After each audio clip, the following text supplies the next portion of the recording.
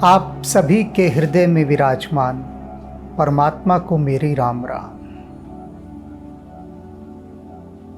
मंथरा ने अपने मन के कुटिल भाव कैकेयी के सम्मुख रखे। कैकेयी को मंथरा पर बहुत क्रोध आया और उसने कहा कि मंथरा, तू घर फोड़ू है, अर्थात घर को तोड़ने वाली शिक्षा मुझे दे रही है। राम मुझे प्राणों से भी अधिक प्रिय है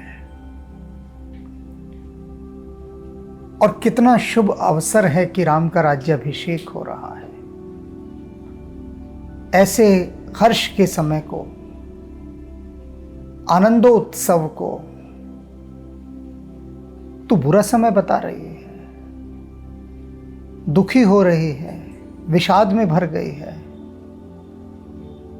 तेरा हृदय जला जा रहा है। क्यों? इसके पीछे की जो सच्चाई है वह मुझे बता और अपना कपट छोड़ के बता। कैकेयी के ऊपर अभी तक नकारात्मकता ने प्रभाव नहीं डाला है, अभी तक, इस समय तक। तो कैकेयी यही कह रही है मंथरा से कि मुझे सच सच बता, तू क्यों दुख और विषाद से भर गई है राम के राज तिलक का समाचार सुनकर। सच बताना है, लेकिन अपने छल कपट को छोड़ के बताना है। तेरा छल कपट उसके साथ नहीं होना चाहिए। दुखी हो गई कैकेयी यह बात जानकर। उसे कुछ अपशगुन दिखाई देने लगा मंथरा के शब्दों में। तो कैकेयी इसकी खोज पड़ताल करना चाहती है, इसकी गहराई में जाना चाहती है। मंथरा कहती है कैकेयी से, एक ही बार आस सब पूजी, अब कछु कहब दूज कर दूजी।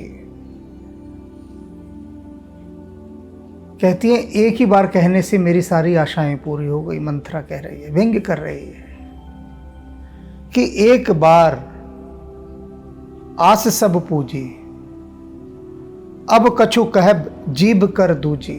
अब तो मैं दूसरी ही जीभ करके कुछ कहूंगी। पहली बार मैंने जो बात कही, उस बात को सुनकर तुम नाराज हो गई मुझ पर, कुपित हो गई और न जाने क्या क्या मुझे कहा तुमने कि कुबड़ी तो ऐसी ही होती हैं।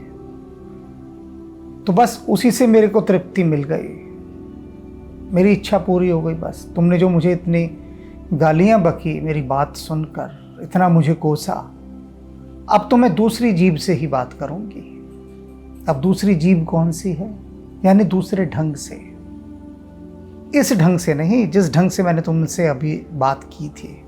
अब मैं अपना ढंग बदल लूंगी, दूसरी जीभ से बात करूंगी। क्या है वह दूसरी जीभ?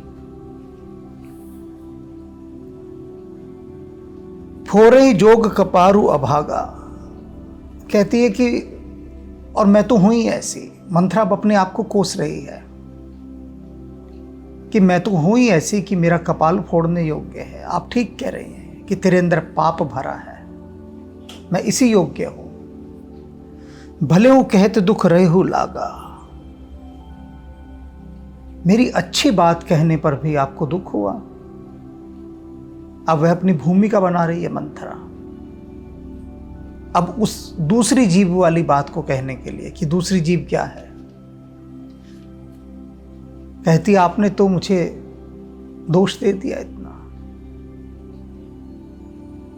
और अब जो मैंने हितकारी बात कही वो आपको बुरी लग गई।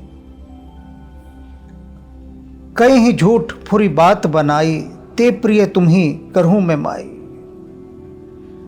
कहते हैं, मंथरा कहती कैकेयी से कि जो तुमसे झूठी बात करता है ना, लेकिन प्रिय बात होती है। मीठा मीठा जो लोग तुमसे बोलते हैं आकर, वो तुमको बहुत प्यारे लगते हैं। तुम बहुत चाहते हो उनको जो तुम्हारी चापलूसी करते हैं। करुई मैं माई, और मैं तुम्हें कड़वी लगी क्योंकि मैंने सच्ची बात कह दी, और सच्ची बात कड़वी लगती है, तो तुम्हें मैं कड़वी दिखाई दे रही हूँ। सही बात है, क्योंकि तुम तो उन्हीं को चाहती हो जो तुम्हारी चापलूसी करते हैं, मीठा मीठा तुमसे बोलते हैं। हम हूँ कहब अब ठकुर सुहाती, कहती अब मैं भी वही ठकुर सुहाती यानी मुंह देखी बात कहूंगी। ये दूसरी जीव वाली बात आ गई। मंथरा कैकेयी से कह रही है, आज की बात मैं तुमसे वही बातें किया करूंगी जो तुमको सुनने में अच्छी लगती हैं। ठकुर सुहाती, भाती हैं तुमको, अच्छी लगती हैं, प्रिय लगती हैं। ना ही ते मौन रहब दिन राती, और नहीं तो मैं दिन रात चुप रहूंगी, बस कुछ नहीं बोलूंगी। अब वो जो दूसरी जीभ है मेरी, वो यही होगी जो तुम्हारे हित की बात होगी, भले की बात होगी, वो तुमसे नहीं कहूंगी। कौन सी बात कहूंगी? जो तुम्हें अच्छी लगती है, मीठी लगती है, जिन्हें सुनकर तुम प्रसन्न हो जाओ। और अगर उनको भी ना कह सकूंगी तो चुप रहूंगी। अब बहुत शानदार भूमिका बना रही है मंथरा, बहुत शानदार। एक ऐसा जाल बिछा रही है कैकेयी के लिए कि उसके लिए उससे निकल पाना नामुमकिन होगा। कर कुरूप विधि परबस कीना, अब अपने को दुखी बना रही है मंथरा। कहती है विधाता ने मुझे कुरूप बनाकर गुलाम बना दिया है, परवश, दूसरों के अधीन कर दिया है। मैं किसी से भी मुंह उठाकर बात नहीं कर सकती। जिससे बात करूंगी हर एक को ये कहेगा, चल कुबड़ी, जा दर्पण में देख पहले अपने आप को, फिर बात करना मुझसे। तो विधाता ने ही मुझे ऐसा बना दिया है। बबा सो लूनही लहिनी जो दीना, अब मैं दूसरे को क्या दोष दूं? दूसरे को नहीं दोष दे सकती। जो मैंने बोया है, बबा सो लूनही, वही मैं काट रही हूं, और जो दूसरों को दिया है वही मुझे मिल रहा है। किसी का दोष नहीं है, सारा दोष विधाता का ही है। विधाता ने ही मुझे कुबड़ी बना दिया। कौ नृप हो हम ही कहानी, चेर छाड़ी अब होब की रानी।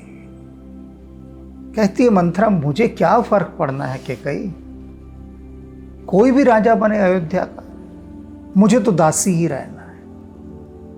रानी तो मैं बनने से रही कि अगर कोई राजा मेरी मनपसंद का बन जाएगा तो मैं अयोध्या की रानी बन जाऊंगी। मुझे तो कोई सरोकार नहीं इन बातों से, मुझे फिर भी दासी ही रहना है।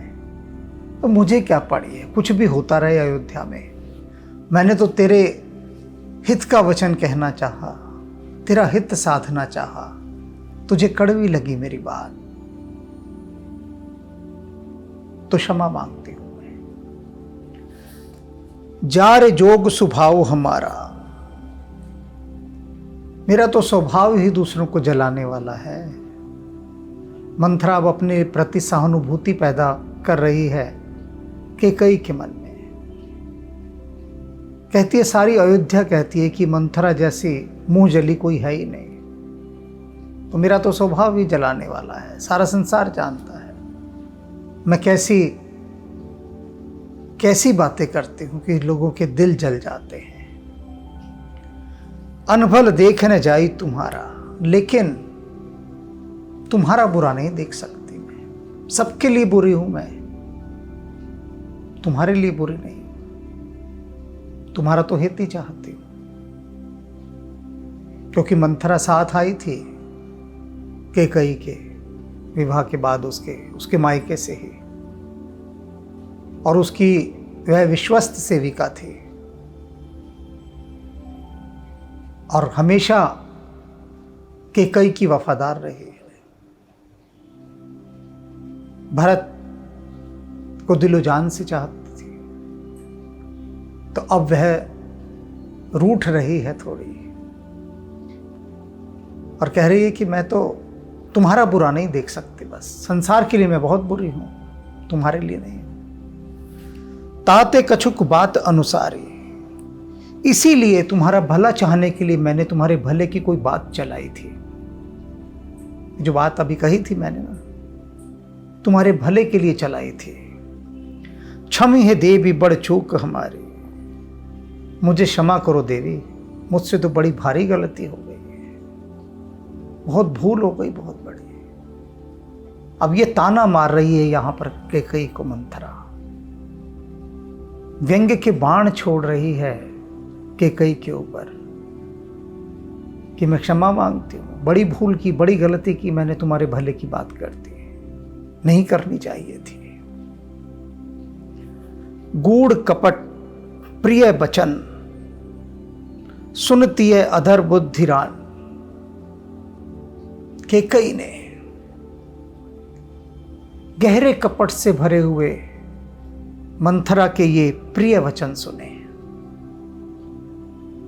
वह गहरे कपट से भरे हुए थे और मीठा मीठा वो बोल रही थी। सुनी थी अधर बुद्धि, और जो कैकेयी थी, एक तो वह स्त्री और ऊपर से चंचल बुद्धि वाली स्त्री, ये जो रानी कैकेयी, तो उसके भीतर वह नकारात्मकता, वह नेगेटिविटी प्रवेश कर गई जो मंथरा डालना चाहती थी। सुर माया बस बैरन ही सुहृदय जानी पतियान, और कुछ सुरमाया बस देवताओं के वशीभूत हो गई थी। सारा चक्कर तो देवताओं का चलाया हुआ था, ये बुद्धि वही फेर रहे थे, पूरी मदद कर रहे थे। देवताओं ने भी सहयोग किया कि मंथरा की जो नेगेटिव अप्रोच है, नकारात्मक जो उसका प्रस्ताव है, वह कैकेयी के हृदय में धंस जाए। देवता भी उसमें सहयोग कर रहे थे, तब तो बात बननी ही थी। बैरन ही, ये जो बैरन थी मंथरा, सुहृदय, वो सुहृदय जान पड़ी। कैकेयी को लगा ये तो मेरी बड़ी आत्मीया है, मेरी बड़ी शुभचिंतक है, पतियान, और उसने उसका विश्वास कर लिया। मंथरा की बात पर उसको भरोसा आने लगा कि निश्चित ही वह कुछ ऐसा कहने जा रही है जिसमें सच में मेरा भला हो, तो मुझे उसकी बात सुन लेनी चाहिए। सादर पुन पुन पूछत हो ही, और उसके बाद कैकेयी बार बार आदर के साथ, प्रेम के साथ मंथरा से पूछने लगी कि मंथरा तू बता क्या बात थी। मंथरा कुछ ना बोले, चुप। कैकेयी फिर पूछे कि अच्छा अब छोड़ गुस्सा, जो मैंने कहा सब भूल जा और मुझे बता बात क्या है। अब प्यार से पूछ रही है। थोड़ी देर पहले ही कैकेयी ने क्रोध करके कहा था मंथरा से कि अपना छल कपट छोड़कर जो सच सच है वह मुझे बता, कि इस हर्ष के समय में तूने इतना मुंह क्यों बना लिया है, उदास क्यों हो गई है, तेरे भीतर ये जहर कहाँ से भर गया है कि राम का राज्याभिषेक हो रहा है और तुझे मौत दिखाई दे रही है, सच बता। और अब उसी बात को वो बड़े प्यार से पूछ रही है कि तू बता तो सही, तू क्या कहना चाहती थी। सबरे गान मृग जन मोहे, मंथरा बताने को राजी नहीं हो रही। और तुलसीदास जी कहते हैं कि कैकेयी उस भीलिनी के समान मंथरा को मना रही है जैसे भीलिनी मधुर मधुर गीत गा गा कर हिरनी को बुलाती है। हिरनी को पुकारती है मधुर गीत, और हिरनी, चंचल हिरनी दूर दूर भागती है। तो इसी प्रकार से कैकेयी अपनी मधुर वाणी में बार बार अनुनय विनय करके मंथरा से कह रही है कि मंथरा बता भी दे क्या बात है, कह भी दे। तसमति फिरी अहि जस भावी, जैसी होनी होती है ना भावी वैसी बुद्धि फेर देती है। तो भाग्य ने बुद्धि फेर दी थी कैकई की, जो वो उसके पीछे पड़ गई कि तू बता। रिसेप्टिव हो गई ना, सबसे बड़ी बात है। मंथरा क्या कहना चाहती है, उसकी बात को सुनने के लिए कैकई के मन में रिसेप्टिविटी आ गई, ग्राहकता का भाव आ गया, ग्रहण करने की स्थिति में हो गई वो। अब कोई अपने भीतर विष को ग्रहण करने की स्थिति में हो जाए तब तो अनर्थ होगा ही ना। रहस चेर घात जन भावी, और हर्षित हो रही है चेरी, वो दासी, वो मंथरा। घात जन भावी, अपना दाव ठीक से चलता देखकर कि सही तीर निशाने पर लगा है कैकई के। उसकी ये सारी चाल, उसका यह अभिनय, उसका यह ढोंग पूरा असर कर गया और कैकई वशीभूत हो चुकी है और उसकी बात सुनना चाहती है। यह जानकर वह दासी मंथरा मन ही मन बहुत हर्षित हुई। तुम हो पूछूं मैं कहत डेराओ। अब क्या कहती है कि देखो तुम पूछ रही हो तो मैं कहती हूं, वो भी डरते हुए। अब मंथरा का कहने का ढंग देखो कैसा है कि मैं तो चुप ही हो गई थी, बताना ही नहीं चाहती थी, तुम बार बार पूछ रही हो। अब मुझसे ध्यान रखना, तुम पूछ रही हो कि कई, तुम्हारे पूछने पर, तुम्हारे आग्रह करने पर मैं कह रही हूं, लेकिन डरते डरते। तुमसे अभी भी डर लग रहा है। क्यों डर लग रहा है? धर हूं मोर घर फोड़ी ना हो। अभी अभी तुमने मेरा नाम घर फोड़ी रख दिया है कि मैं तेरे घर को फोड़ने वाली हूं। और इससे पहले मुझे ये भी कहा है कि जितनी कुबड़ी होती हैं, काणे होते हैं, लंगड़े होते हैं, ये स्वभाव से ही कुटिल होते हैं, नीच होते हैं। यह भी तुमने कहा है। तो मुझे डर लग रहा है कि कहीं ऐसा ना हो मैं कुछ और कहूं और तुम अपनी अगली वाली बात जो तुमने कही थी कि मैं तुम्हारी जुबान खींच लूंगी, वह न कर दें। तो मुझे डर लग रहा है। सज प्रतीत बहुविधि गढ़ छोली, और उसने बहुत प्यार से, मंथरा ने सजा कर, गढ़ कर अपना पूरा विश्वास जमाया। अवध 7.5 तब बोले, और तब वह अयोध्या के लिए मानो शनि की 7.5 होकर बोली। मंथरा नहीं रही थी वो शनि की 7.5 होकर, जो विनाश ही कर देती है। शनि की 7.5 जी कहते हैं, जिसके ऊपर चढ़ जाए ना 7.5, उसका विनाश करके छोड़ती है। तो ये मंथरा अयोध्या के लिए शनि की 7.5 बनकर आई थी और तैयार पूरी तरह से विनाश करने के लिए। प्रिय सिए राम कहा तुम रानी, कहती है कि कई, अभी तूने मुझसे कहा कि सीता और राम मुझे बहुत प्रिय हैं। राम ही तुम प्रिय सो फुरबाने, और फिर ये भी कहा कि राम तुमको बहुत प्रेम करते हैं। बात ठीक है, मंथरा बोली, मैं बिल्कुल सहमत हूं, कोई इनकार नहीं है मुझे कि तुम सीता और राम को बहुत प्यार करती हो और राम भी तुम्हारा बहुत आदर करते हैं। सारा संसार जानता है, मैं भी मानती हूं, स्वीकार करती हूं। रहा प्रथम अब ते दिन बीते। मंथरा कहती है, लेकिन ये पहले की बात थी, आज से पहले की ये सब बात थी कि राम तुम्हारा बहुत आदर करते थे। अब वह बात नहीं है। समय फिरे रिप होई पिरेते। समय बदल जाने पर जो मित्र होते हैं ना, वो भी शत्रु बन जाते हैं। अब समय बदल रहा है, और तुझे दिखाई नहीं दे रहा। इतनी तेजी से समय बदल रहा है कि राम अब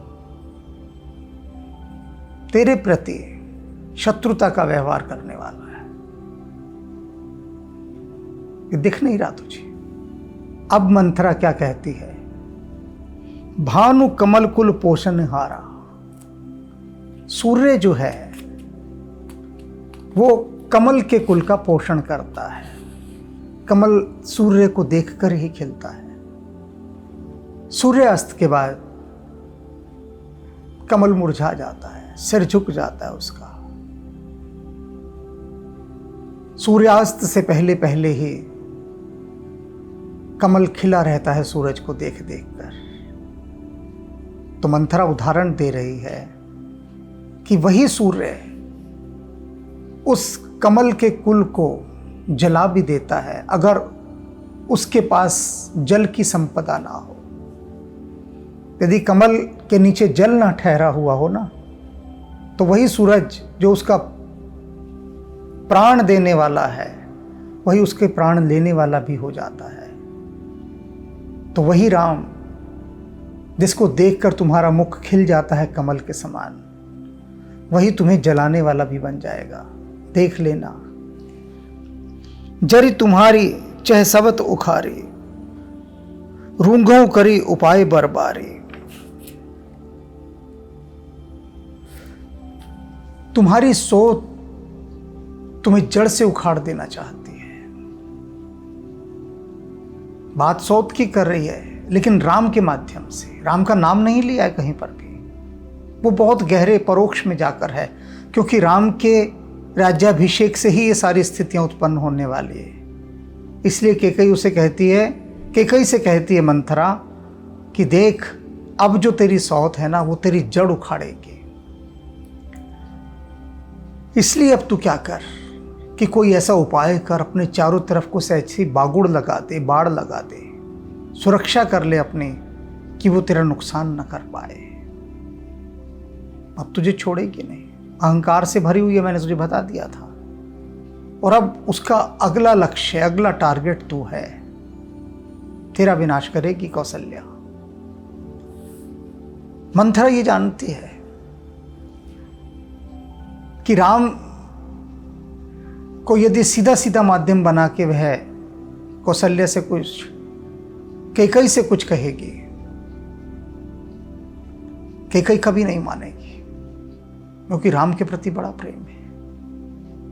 लेकिन कौशल्या के साथ सौतिया डाहा है।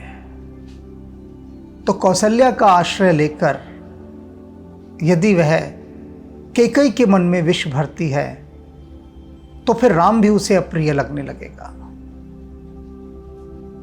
ऐसी चाल मंथरा यहां चल रही है। तुम ही ने सोच सुहाग बल, निज बस जान हो राव।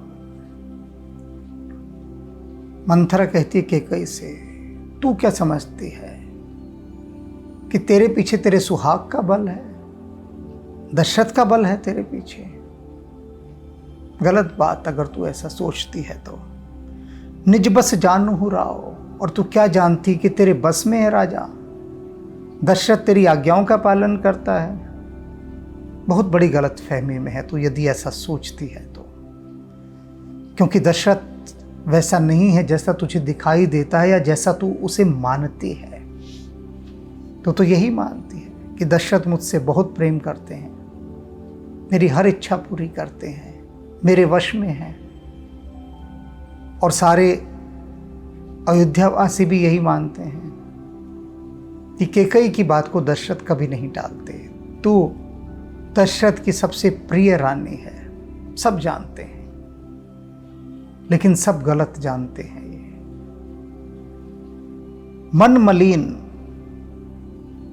दशरथ का मन मलिन है, गंदा है। मुंह मीठ, मुंह का बड़ा मीठा है। तेरे पास आएगा, बड़ी मीठी मीठी बातें करेगा, और तू नाचने लगती है उसकी बातें सुनकर। राउर सरल स्वभाव, लेकिन तेरा स्वभाव बड़ा सरल है कैकई।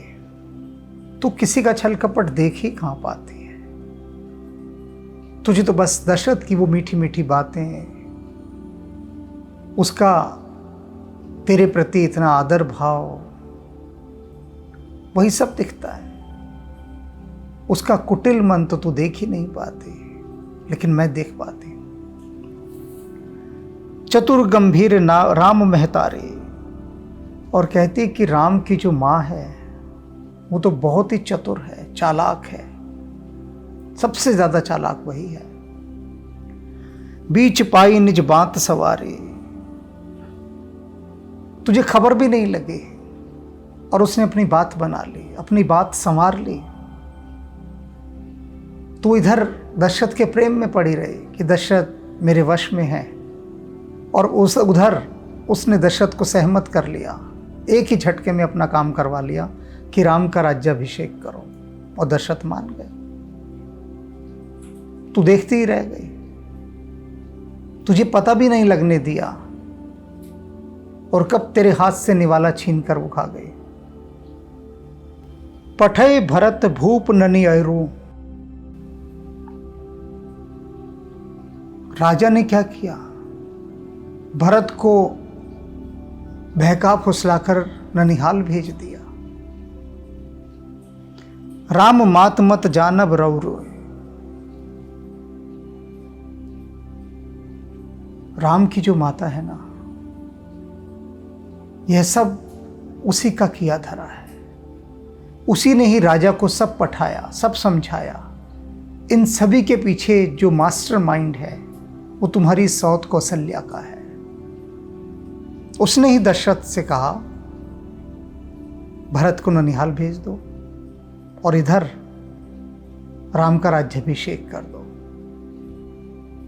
लेकिन तुझे ये सब दिखाई कहां दे रहा है, दिखता ही नहीं है। से वहीं सकल सवत मोहिनी के, गर्भित भरत मातु बल पी के। मंथरा कहती है कैकेयी से कि और जितनी भी सौत हैं, दशरथ की बहुत रानियां थी, तो मंथरा कहती है बाकी जितनी भी दशरथ की रानियां उपरानियां जो सब हैं, वे सभी कौशल्या का बड़ा आदर मान करती हैं, हर समय उसकी सेवा में रहती हैं, सिवाय तुम्हारे, क्योंकि तुम्हारे लिए कौशल्या का यह मानना है कि जो कैकेयी है, गर्भित भरत मातु बल पी के, ये बड़ी अहंकारी है भरत की माता। गर्भित बल पी के, पिया के बल से, दशरथ की शय से, दशरथ के कारण ये अपने गुरूर में मगरूर रहती है, अहंकार से भरी रहती है। कौशल्या तुम्हारे बारे में ऐसा सोचती है, क्योंकि तुम तो नहीं गुलामी करती कौशल्या की, ना तुमने कभी सेवा की उसकी जाकर, तुम अपने में ही मस्त रहती हो, कभी उसके पास गई नहीं आज तक, तो तुमसे ही उसे खासी जलन है, ये बात ध्यान रख लो। साल तुम्हार कौशल ही माई, कपट चतुर नहीं होई जनाई। और वह जो कौशल्या माई है ना, जानती हो कैसी है, छल कपट को हृदय में छिपा कर रखने वाली। कोई नहीं जान सकता उसके हृदय में क्या है, ऐसा छिपा कर रखती है और कार्य सिद्ध कर लेती है अपना, तब दुनिया को पता लगता है। ये तुम जान लो, समझ लो इस बात को। राज ही तुम पर प्रेम विशेषी, राजा का तुम पर बड़ा विशेष प्रेम है, सर्वविदित है यह बात। सवत स्वभाव सकई नहीं देखे, और सौत के स्वाभाविक स्वभाव के कारण कौशल्या इसे सहन नहीं कर पाती है कि दशरथ तुम्हें सबसे अधिक प्रेम करे। सौतिया डाह के कारण ना काबिले बर्दाश्त है उसके लिए, बात असहनीय है, बहुत कष्ट देती है, पीड़ा देती है उसे यह बात देख देख कर कि दशरथ तुमसे सबसे अधिक प्रेम करते हैं। रच प्रपंच भूप ही अपनाई, और उसने फिर एक प्रपंच रचा, षड्यंत्र रचा और राजा को अपने वश में कर लिया, वशीभूत कर दिया दशरथ को। राम तिलक हित लगन धराए, और क्या किया? राम का कल्याण चाहने के लिए उसका लगन धरवा दिया, राज तिलक। भरत यहां है नहीं, भरत को भिजवा दिया ननिहाल, और इस अवसर का लाभ उठाकर राजा को वश में करके कहा कि राम का तिलक कर दो। यह कुल उचित राम कहु टीका। आप देखो मंथरा कैसे कैसे पैंतरे फेंक रही है कि केकई का मन किसी कोने से यह न सोच सके कि मंथरा गलत कह रही है। मंथरा खुद ही कहती है, यह कुल उचित राम कहु टीका। यह बिल्कुल ठीक है कि राम का राज तिलक हो रहा है, कुल की रीत है, होना ही चाहिए। सब ही सुहाई, सबको ये बात अच्छी लग रही है, किसी को भी बुरी नहीं लग रही। मोहि सुठी नीका, और मुझे भी बुरी नहीं लग रही, मुझे भी अच्छी लग रही है ये बात। राम ज्येष्ठ पुत्र हैं दशरथ के, कुल की रीत है, उनको ही बनना चाहिए। बात सही है, सभी को अच्छी लग रही है, मुझे भी अच्छी लग रही है। आगे बात समझ डर मोही, लेकिन इससे आगे की बात समझकर मुझे डर लग रहा है।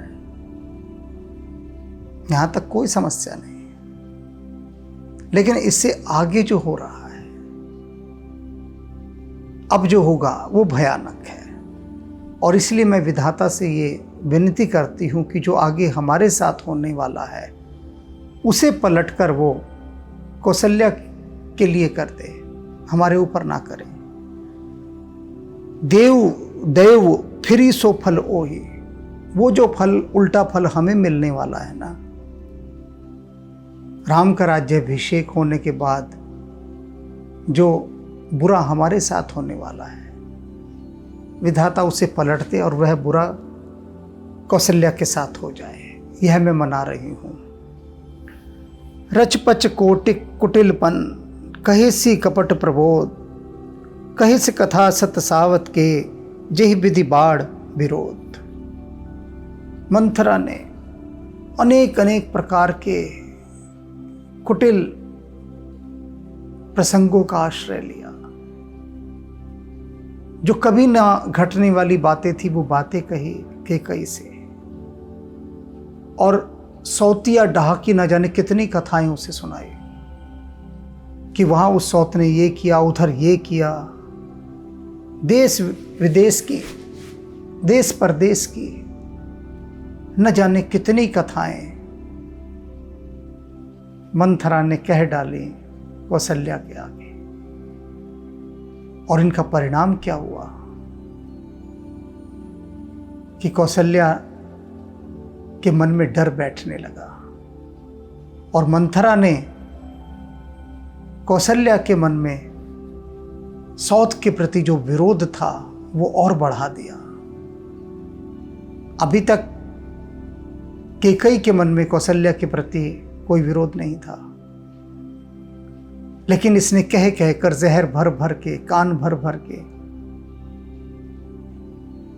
कैकेयी के मन में कौशल्या के लिए विरोध खड़ा कर दिया।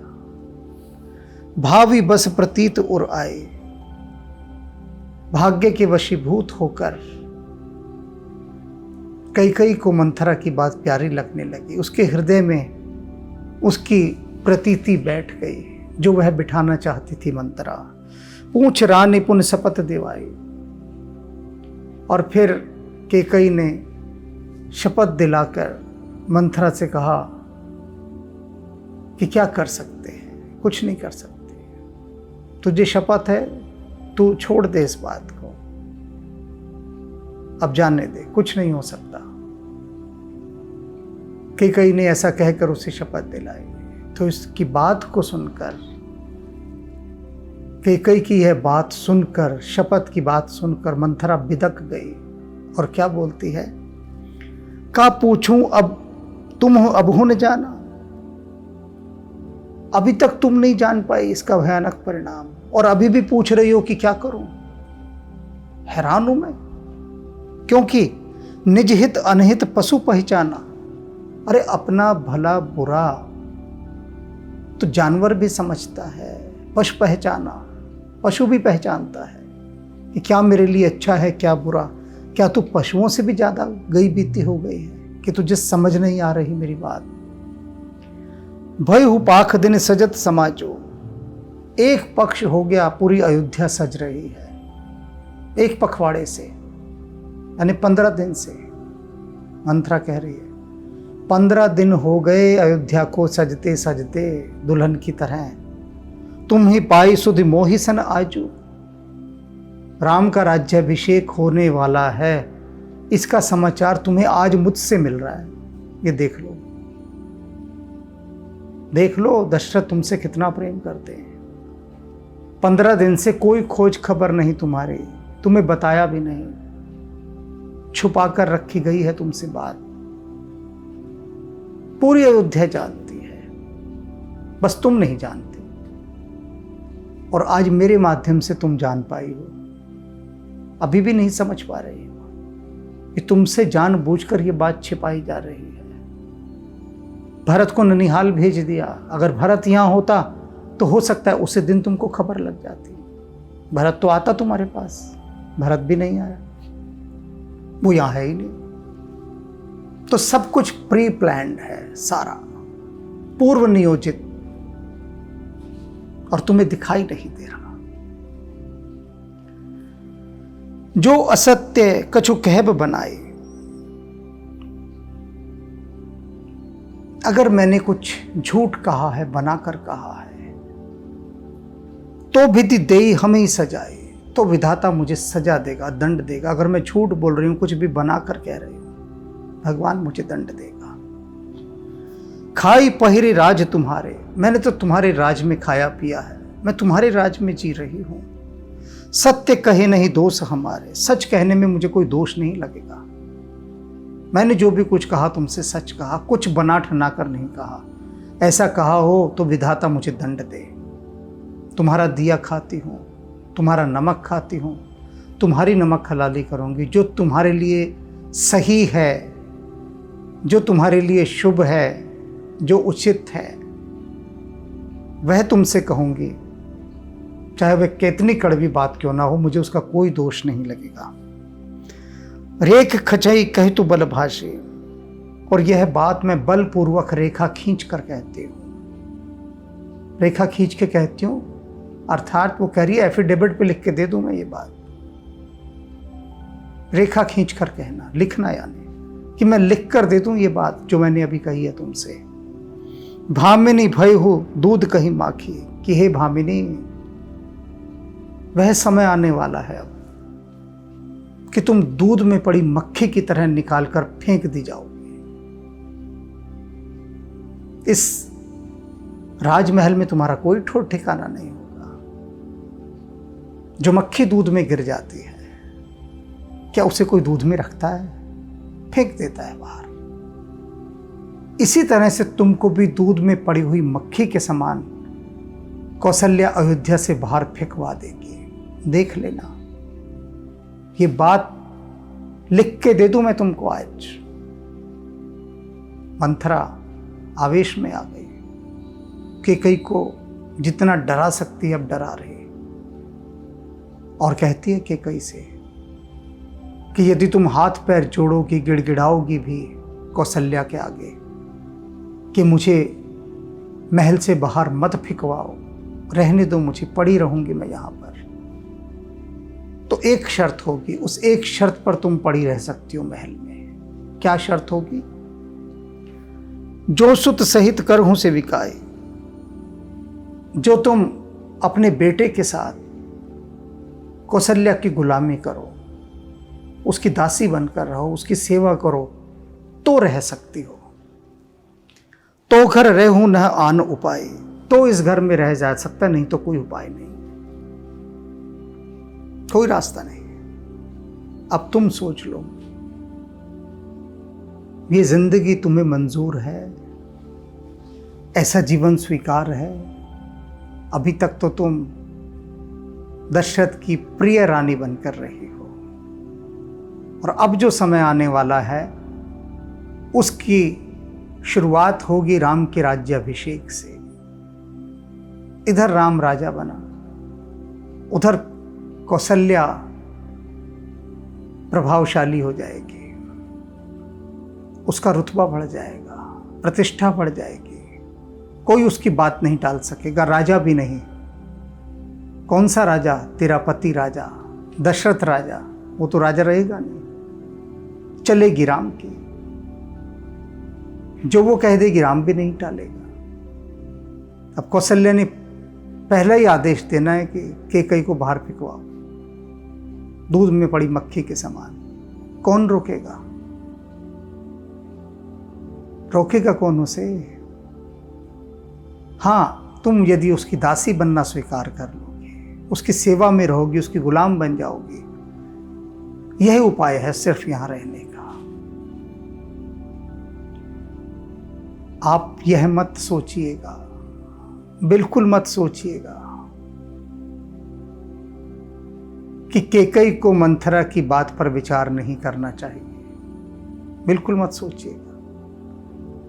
और यदि आप ऐसा सोच रहे हैं तो इसका एक ही अर्थ है कि आप यह सिद्ध कर रहे हैं कि आप उन महान विभूतियों में से एक हैं जिनके ऊपर कोई नकारात्मक शक्ति काम नहीं करती, कोई नेगेटिव अप्रोच उनको हिला नहीं सकती। इतनी बात, जितनी बात मंथरा ने कैकेयी को कही है, कोई आपको समझा जाए, आकर आपको बुझा जाए, आपके मन में कोई इतना जहर डाल जाए, क्या आपका मन नहीं फिर जाएगा? सोचें, इंसानों के तो मन फिरते इसी बात पर हैं, इसी बात पर फिर जाते हैं, भड़काने पर ही। कोई किसी की बाबत किसी को भड़का जाता है और बात बिगड़ जाती है सिर्फ भड़काने से। क्योंकि उसने क्या किया? आपके भीतर जहर डालता गया और आप जहर को स्वीकार करते गए।